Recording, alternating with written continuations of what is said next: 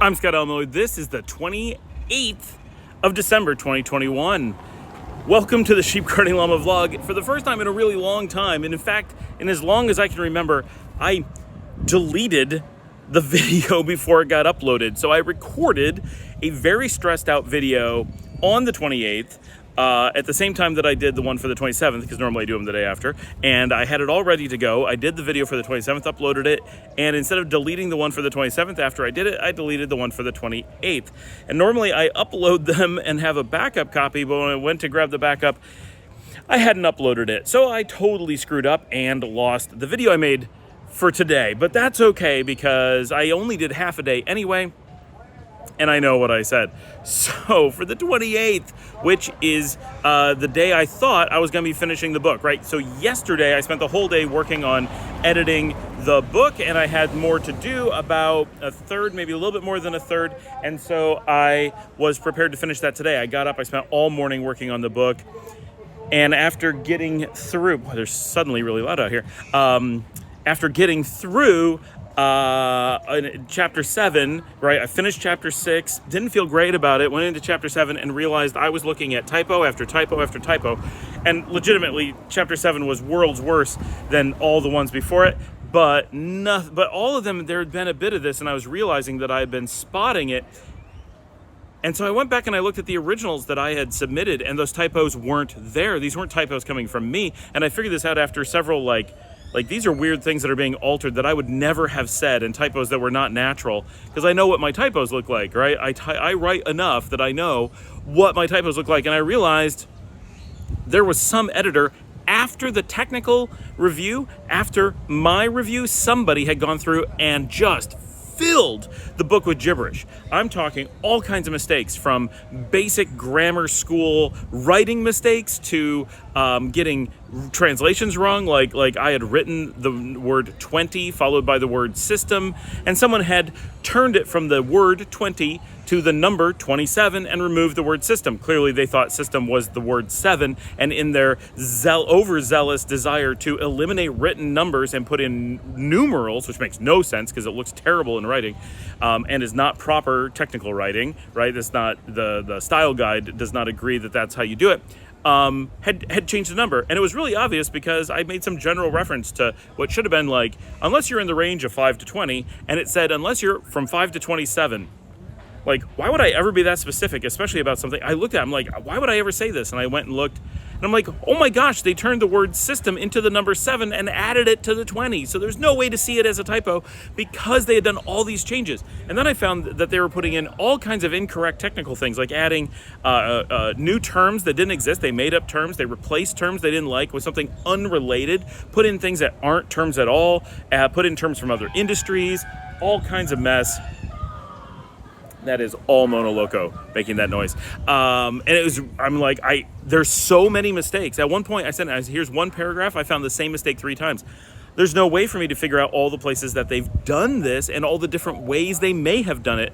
Now that I'm looking through the book, I'm realizing that there's just this myriad different ways that people had destroyed the original copy. And originally I thought this was someone manually going through and saying, oh, you know, here's something that Scott did wrong or could be improved, and fixing it. It's not at all what was going on. I realized that someone was using a find and replace and just destroying the document, and doing so in without technical review.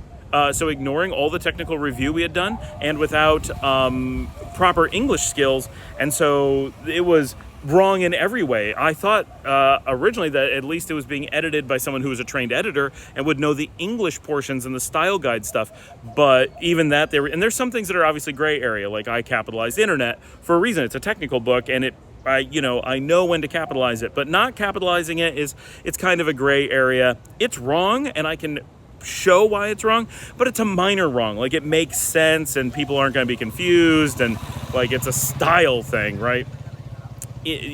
Technically it's wrong, and the Chicago Style Guide is technically wrong because they don't understand. They're doing style, not accuracy, and anything that's not accurate is wrong, right? So the Chicago Style Guide is simply wrong and doesn't take into account whether or not you're trying to be accurate in your writing rather than you're trying to look pleasant, which is why I don't trust style guides, right? Because, well, I mean, you can, but you can't trust them in a technical context. So if you're writing something that isn't news and isn't technical, and you're just writing like an article for, I don't really know when you could use the Chicago Style Guide, given that they don't accurately know the name of things, but because, you know, the internet has an official name in an RFC from ARPA, right? Like it's capitalized. It's a proper name. There is no lowercase. There are internets.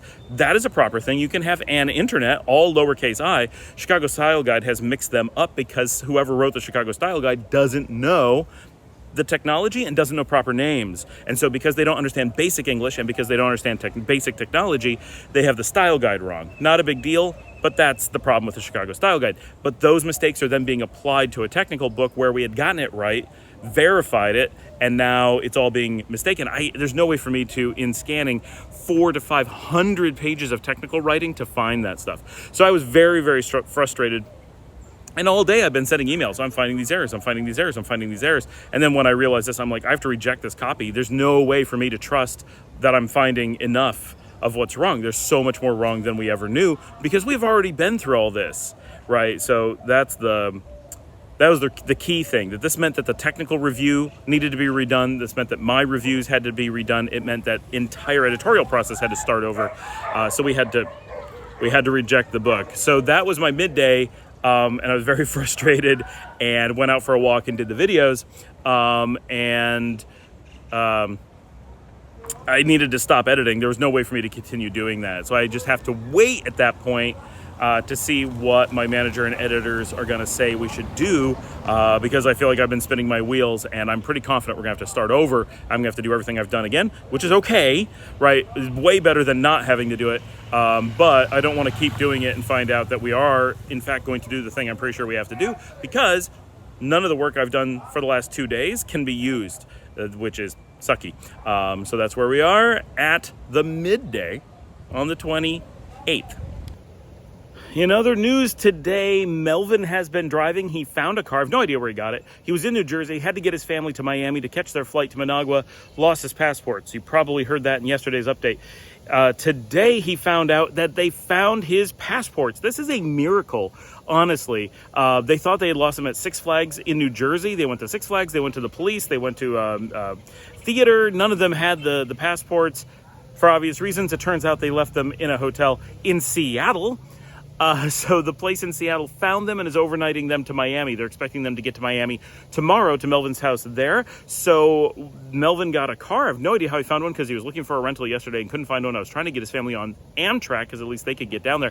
And he is racing to Miami to meet the passports and get on the flight, I believe on January 4th, to head back down here to Nicaragua. We thought he was stranded in the United States for sure. So this really is a big deal that he was able to do that. Today is our first full day without the puppy.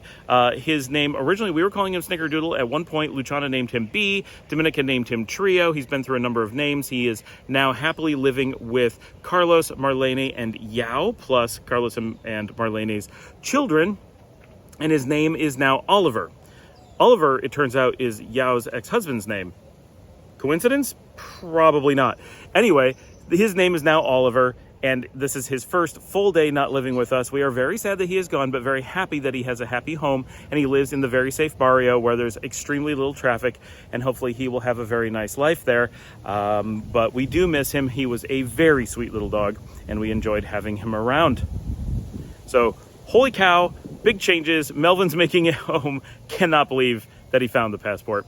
And that also means that all my stuff going to his house is going to make it here. Not that that was a big deal. He was stranded in the United States, but I have been talking about the camera and all the accoutrements for it that are supposed to get here with Melvin. And if he was stuck in the U.S., all that stuff wasn't making it here.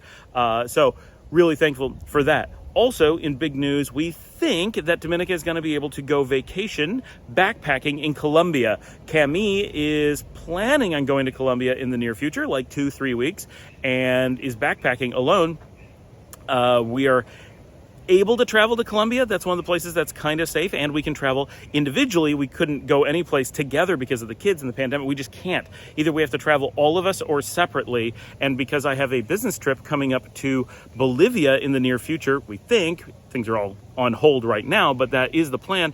Yvonne and I are going to be traveling with Alan down to Bolivia and Argentina, very likely in the near future. Dominica was hoping to go somewhere, and that Camille is going to be backpacking through Colombia in January is the perfect time, and she can go while I stay with the kids, so we don't have to worry about the kids and the dogs. And now that the little dog has a home, that was a condition on her being able to go. There was no way I could handle it with Oliver as well. So with that, she's planning on a trip to Medellin, Cali, and Cartagena. Of course, she has to go to Cartagena because that is the city of Romancing the Stone, and you can't be one of us and go to Colombia and not go see where Romancing the Stone took place.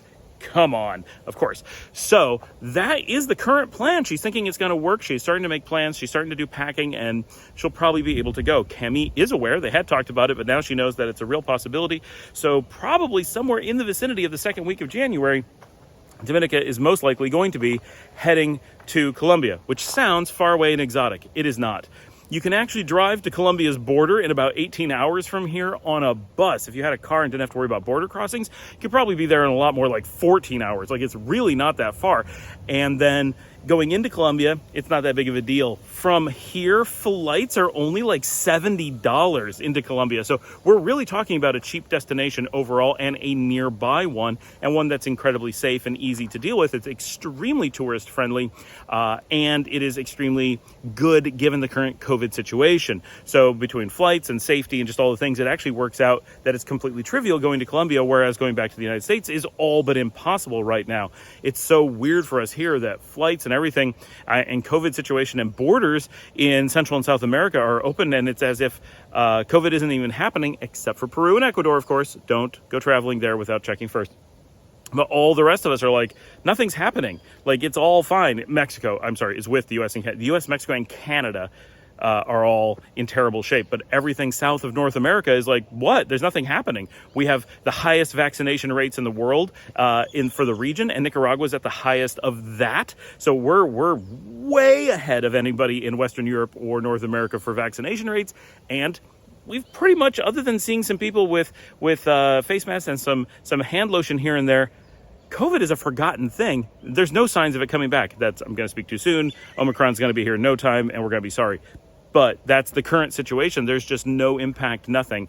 And we forget how much is going on everywhere else. So it's just amazing that we can travel to like Colombia, Bolivia, Argentina so easily and with nothing happening and so cheaply, while North America is falling apart and there's no way we could safely travel there. And thank goodness we hadn't traveled there, because we would be trying to get back and flights are being canceled with just reckless abandon, we hear, continuing since Christmas. And it's been almost a week. So things would have been very, very rough.